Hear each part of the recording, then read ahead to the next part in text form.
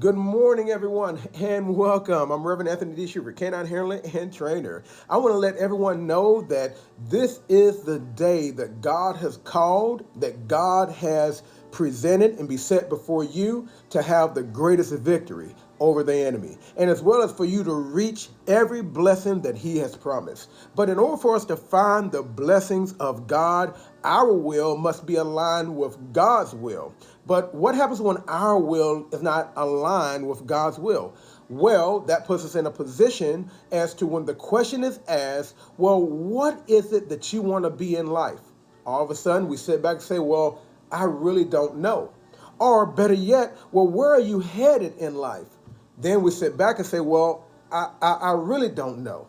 Or what are your hopes and your dreams and your desires? And you sit back and you still are saying, well, I don't know.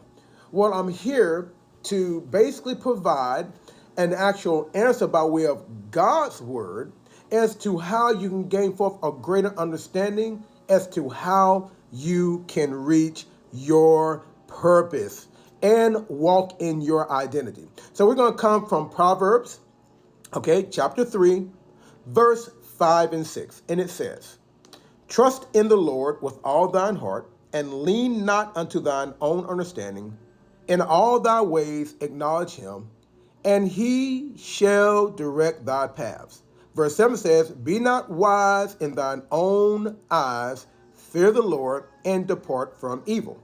So now, in order for us to be able to find our way, to walk in our heavenly divine purpose, we must not trust in our own ideas or our own ideologies for how we need to approach life or for what we need to do in life, but we need to learn to trust in the Lord with all of our hearts, okay?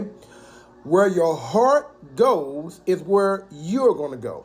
Where you invest the most amount of time, that is where your treasure is going to be stored, but that's what you're going to value the most. So if your heart is in God and you are investing time in God, then therefore you're going to be able to walk in alignment and agreement with God. Then it says, and lean not unto thine own understanding. Check this out. We have what's called mind, body, and soul. That body is flesh, okay? You should never, ever, ever allow your heart to lead you. You need to allow God to lead your heart in order to do what God